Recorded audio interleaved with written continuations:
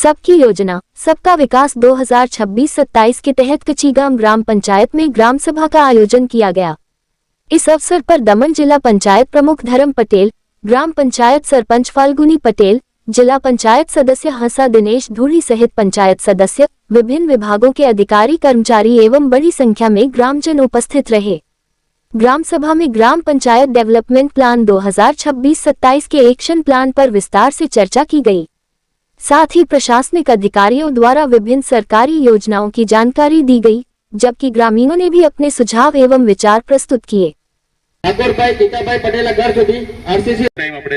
પાસે કામ માટે જાય આ ટાઈમ એવો આવે કે સરકાર આપણે દ્વારા આવે આપણે જે બી કામો હોય તે સરકાર સમક્ષ રજૂ કરીએ અને તે કામો થઈ તેની નોંધણી લઈ શકીએ ને બીજું કે જીપીડીપી નું પ્લાન તો ઓલરેડી છે ને મેં જોયું છે તો મેડમે જે બી કામો હોય તે સભ્યો અને જિલ્લા પંચાયતના મેમ્બર સાથે મળીને ગ્રામનું કામો છે અને એના નિવારણ માટે હું તત્પર છું અને મારા તરફથી હું તમને બાંહેધરી આપું છું કે હું મારા જે કામો છે એને પૂરા કરવાનો પ્રયત્ન પૂરો કરીશ। ખૂબ છે લાઇટનો હતો, પાણીનો હતો, રોડ તો આપણા અહીંયા અત્યારે બની રહ્યા છે, બાકી કોઈ અમુક એવા હતા જેના કાચા એકદમ ઘર છે જે તૂટી જાય કન્ડિશનમાં હતા, પણ રિપેર રિનોવેશન માટે એ લોકો પરમિશન માંગતા હતા, પણ એ અગર તમે કાઢો તો એને નોબત આવી શકે કેમ કે એની લીગલી પ્રોસેસ થઈ નહીં હતી। કે અમારા અજરા ફરિયાથી એ વર્કપુલ રોડ છે ને ઘણા સમયથી બનેલો નથી, બહુ ખરાબ હાલતમાં છે, તો એના પર જરા ધ્યાન આપે તમે। એના માટે પાણી નહીં મળે, ઘણી આવી મળે, બીજાની જગ્યાએ પાણી લાવીને મેં જોઈએ કે ખાડા કોઈ બી નાનો બી ખાડો નહીં રહેવું જોઈએ, કારણ કે રસ્તા સારા।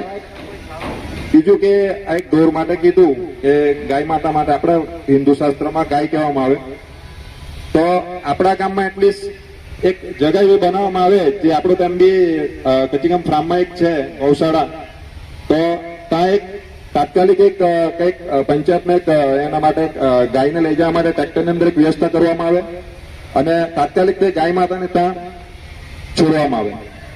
બીજે તો ટોરેન્ટ જ્યારથી આવ્યું ત્યારથી એક લાઇટ 2 કલાક કે 4 કલાકે આવે તે ગવર્મેન્ટ પ્રમાણે તો સારું હતું, પણ હવે ટોરેન્ટમાં એવું થઈ ગયું કે એ લોકોની મનમાની થોડી ચલાવતા છે, તો એ લોકોને થોડુંક પનિશમેન્ટ આપવું પડશે અને લાઇટ 2 કલાક તો 2 કલાકે જ જવું જોઈએ, 2 કલાક એને સાંજે બી આવે તો નાના જે કામો હોય જે રોજિંદા એ બહુ અટકતા નથી, તો એ પર એક ધ્યાન કેન્દ્રિત કરવાની જરૂર છે। બીજું જે સશક્ત કરવા માટે એટલે મહિલાઓને સ્વયં સહાયતા સમૂહમાં જોડી એને સશક્ત કરવાનું કાર્ય આ યોજના કરે છે।